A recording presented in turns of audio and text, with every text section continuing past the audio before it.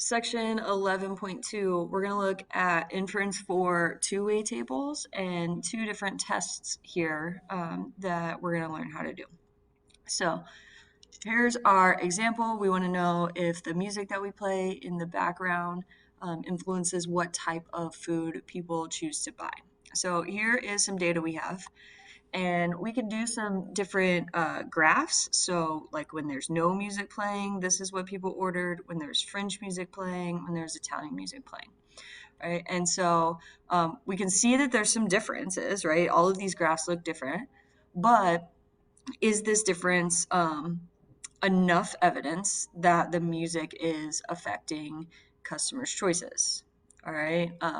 So the procedures that we've learned up to this point only allow you to compare two things at a time. So we could do none to French, none to Italian, French to Italian. And we would have a bunch of different tests and a bunch of different p-values to try to make this decision, which is not a good idea because the more tests we do, the larger chance that we're going to make a type 1 error somewhere and come to a wrong conclusion. All right, so what do? We do an overall test that is called a chi-square test to see if there is any difference among these things. And then if the test shows that there's a difference, we can do some follow-up analysis, maybe make some confidence intervals to see how large these differences actually are. So same four-step process that we've been doing, state, plan, do, conclude. All right. This is a chi-square test for homogeneity. So our hypothesis here is our null, our assume is that there is no difference in the distribution of the variable, and then our alternative is that there is a difference. Okay, so with our music and food example, our null hypothesis is there's no difference in the true distributions of entrees ordered.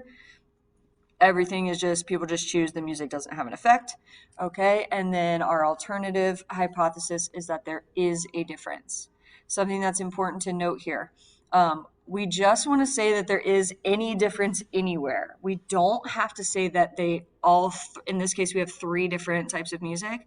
We don't have to say that all three of them are different. Two of them could be the same and one of them could be different, and that's enough. All we're looking at is there any difference, okay? So be careful with your wording there. All right, so now for our conditions, same things we've been looking at for a long time, okay?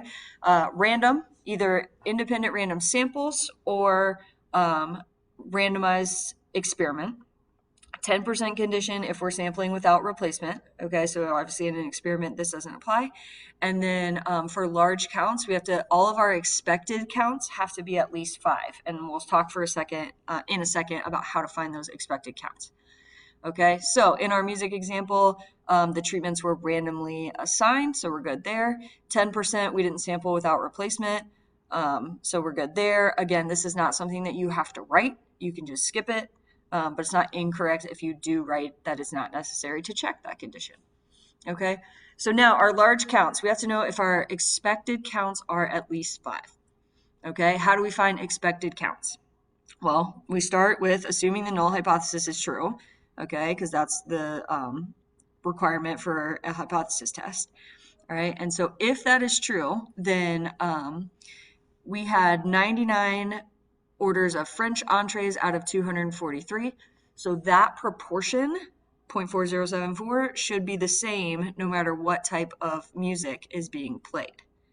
Okay, so when there was no music, we had 84 people ordering. We would expect this proportion of people to order French entrees, so it would be 34.22.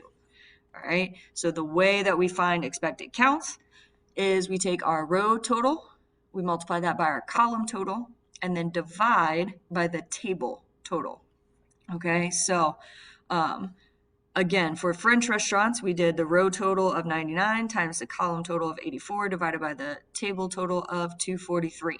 And you do that for each cell in your table. Okay. We are not going to round any of these numbers to a whole number. Okay, we're going to keep them as decimals because they are essentially averages.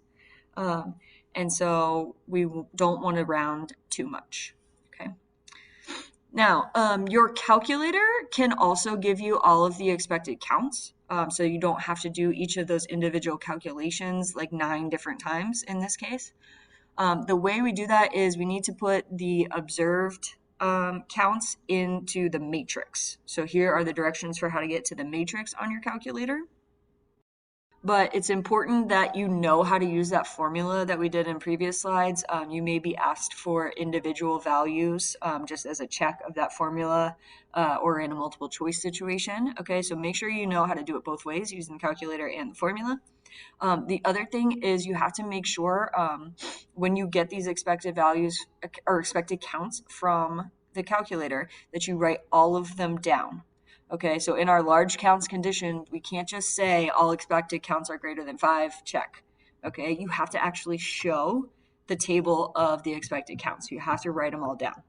All right, so the calculator will do all the little calculations for you, but you have to actually write down all expected counts.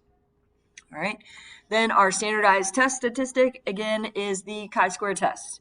Okay, and so that is the sum of, for each section, observed count minus expected count squared divided by expected count.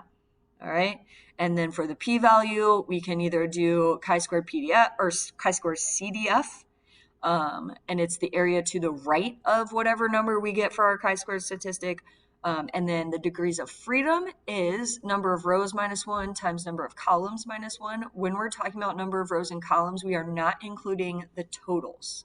Okay, so I have this table here. I'm not including this column and I'm not including this bottom row. So I have 1, 2, 3 rows and 1, 2, 3 columns in my degrees of freedom calculation.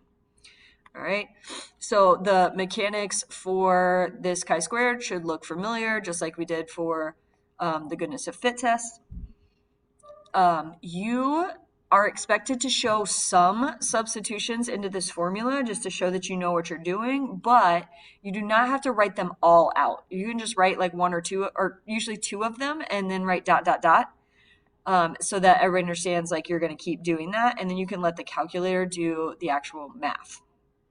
Okay, so in this case, we got a chi-squared statistic of 18.28. Our degrees of freedom are 4 because we have 3 rows and 3 columns.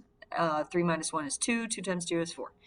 And then for our p-value, we do chi-squared CDF. The lower value is always our chi-squared statistic. The upper is some big number, and then put your degrees of freedom in. Okay. Again, this is just a note about you don't have to show every single piece of that chi-squared statistic, but you do need to show at least 2 of them. All right. We can also run the entire test in our calculator with those same caveats of we have to write things down. All right, so these are the steps after you have entered the numbers into the matrix. Okay, so you have to put those observed counts into matrix A before you can do the test. All right, and so again, same as we've been doing, we want to write down the chi-squared statistic, our degrees of freedom, and our p-value from our calculator. Okay, so it might look something like this. If you're going to use the calculator, give me the first 2 terms, and then give me the value of the statistic, the degrees of freedom, and the p-value. Okay, and the rules for conclusion are same as before. P-value is less than alpha, so we reject the null hypothesis, which means we do have evidence for the alternative hypothesis. Okay, so the other test we're going to look at is when we have a relationship between 2 specific categorical variables. So you can read this example. We were looking at heart disease, and so we had a sample of people that we classified with their heart disease status and their anger level. All right, and we want to know if these data provide evidence of an association between the variables. Okay. This is called a chi-square test for independence. We want to know if these 2 variables are associated with each other or if they are independent of each other. Okay, they are very similar. So what we're looking at is how were the data produced. So if the data come from 2 or more samples, all right, 2 or more independent samples or treatment groups in an experiment, then we're doing chi-square test for homogeneity. If they come from 1 sample, and then we just classify everybody in that sample. That is a chi-square test for independence, okay? When you are naming your method in the plan step, like you have to either write chi-square test for homogeneity, chi-square test for independence, but the procedure is exactly the same. Same steps on the calculator, same things that you need to write down, same conditions that we need to check. All right, so here's an example, and I actually want you to try this, and it's going to pop up for you to type in your answers. Okay, so we're going to do state, plan, do, oh, still plan, do, and then conclude. All right, and so you have to be able to distinguish between the two tests. So here we want to know if men and women are equally likely to suffer fear from watching scary movies as children. Okay, so what type of test should we use here? All right. This data came from a single sample of college students, and then we split them into male and female after we had already taken our sample. So this would be a chi-square test for independence. Okay. This is from Minitab, which is statistical software. And so you need to be able to read this. All right, and there's always a key. So expected counts are printed below observed counts, and then chi-square contributions are printed below expected counts. So 729, that was the number of males that said yes, females that said yes in this sample. All right, 11.69 is the expected count for the number of males.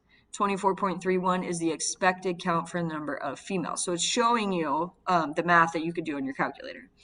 All right, and then this 1.883, that is the piece of the chi-square statistic that would come from this 7 number.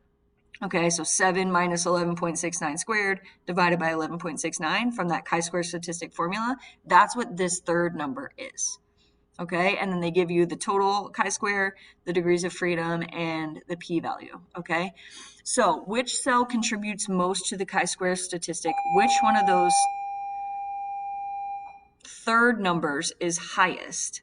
All right, and so in this case, it would be 1.883. So the males who do have lingering fright systems, they are the largest contribution. Okay, their observed count is below the expected count, so less of them admitted to it than we would expect.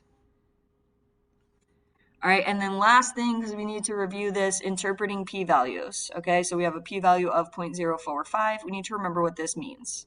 Okay, assuming the null hypothesis is true, so there is no association between gender and fright systems, then there is a p-value, 0.045 probability of getting a sample result. So in this case, we can just say an association that's strong or stronger because we have a bunch of different numbers there in the random sample. Okay. So make sure we got that p-value interpretation down because we struggle with that a little bit on the test. All right, and that's it.